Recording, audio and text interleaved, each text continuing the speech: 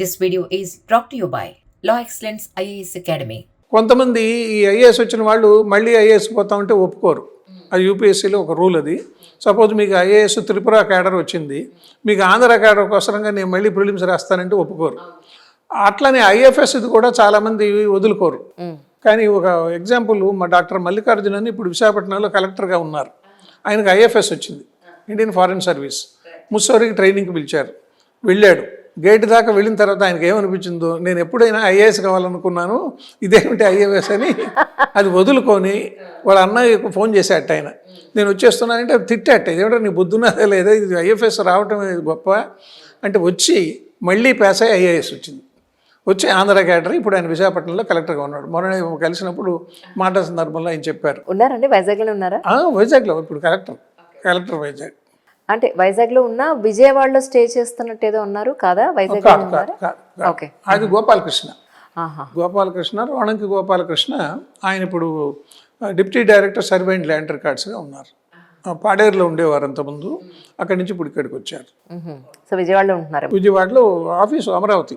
Sir ఇప్పుడు మనకి mains ఇంటర్వ్యూకి సంబంధించి ఆల్మోస్ట్ ఒక 20 రోజుల్లో ఉండిపోయే అవకాశం ఉంది. సో ఇంటర్వ్యూకి వెళ్ళే క్యాండిడేట్స్ ఎవరైతే ఉన్నారో వాళ్ళ కోసం పూర్తి ఇన్ఫర్మేషన్ మీ ద్వారా. సామాన్యంగా ఏం చేస్తారంటే, మెయిన్స్ అయిపోయిన తర్వాత ఒక 2-3 నెలలు గ్యాప్ వస్తుంది కదా. ఇప్పుడు వీళ్ళు రాసింది అక్టోబర్లో అయిపోయే పరీక్షలు, కొంచెం గాలి పీల్చుకుంటుంటారు. అంటే వస్తుందో రాదో తెలియదు కదా. మనం ఇంటర్వ్యూకి సెలెక్ట్ అవుతాం అనేది కొంతమందికి ధైర్యంగా చెప్పగలరు, కొంతమంది వస్తే వస్తుంది లేదంటే లేదనేవాళ్ళు.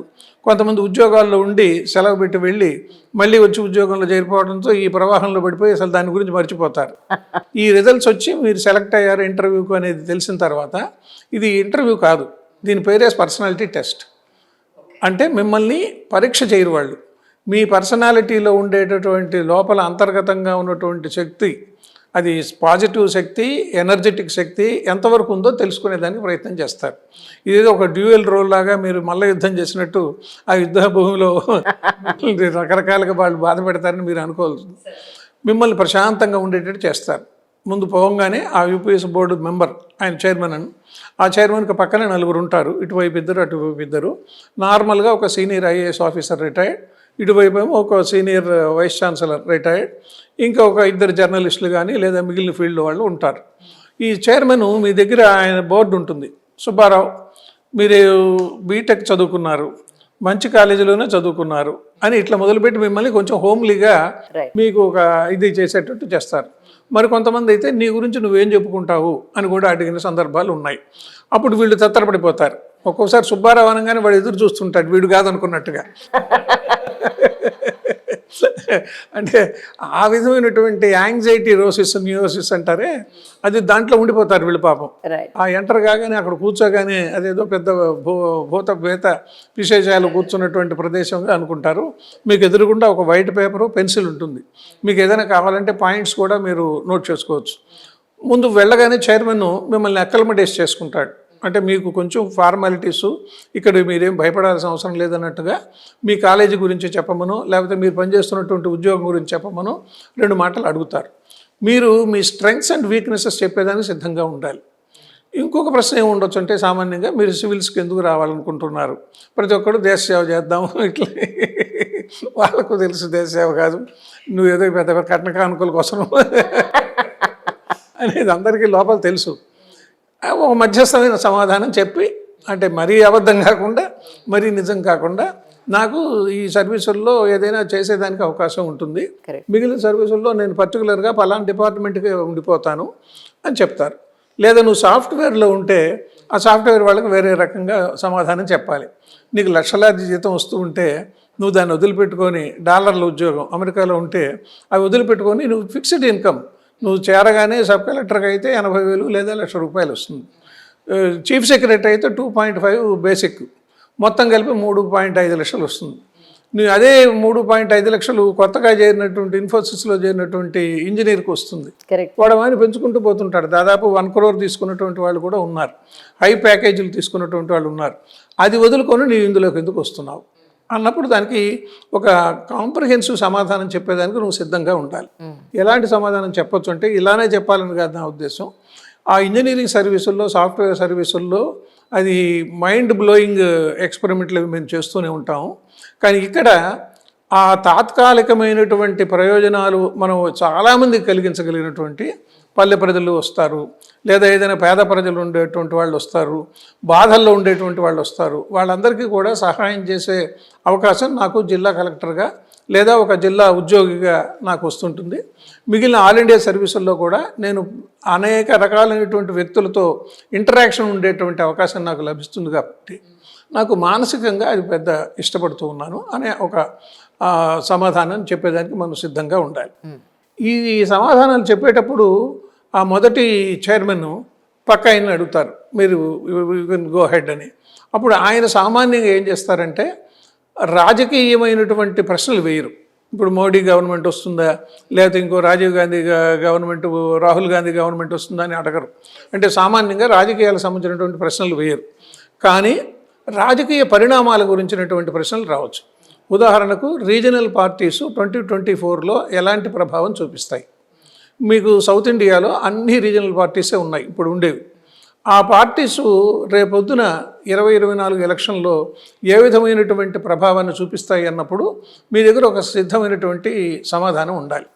మీరు అన్నారు ఈ 30 రోజుల్లో మనం ఏం చేసుకోవచ్చు అని. ముందు మీ ఆప్షనల్ సబ్జెక్టుకు సంబంధించినటువంటిది థరోగా ప్రిపేర్ కాండి. మీరు పరీక్ష దృష్టితో చదువుంటారు. మొన్న రాసిన ఆంథ్రోపాలజీ కావచ్చు, పొలిటికల్ సైన్స్ కావచ్చు, పబ్లిక్ అడ్మినిస్ట్రేషన్ కావచ్చు, జియోగ్రఫీ కావచ్చు, ఇంకోటి కావచ్చు, మీరేమిటి క్వశ్చన్ ఆన్సర్ బేస్డ్గా చదువుకున్నారు. మీరు అట్లా కాకుండా దాన్ని ఇంప్లిమెంట్ చేసేదానికి సిద్ధంగా మీరు ఆలోచన చేయండి.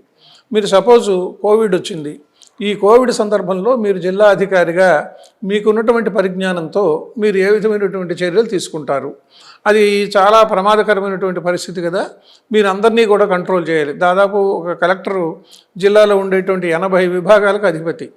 ఆ 80 విభాగాల అధిపతిగా నువ్వు ఎలాంటి చేసి ఒక విధమైనటువంటి క్రమశిక్షణాయుత పద్ధతిలో మీరు ఏర్పాటు చేస్తారని ఆయన సమాధానం కోరుకుంటాడు.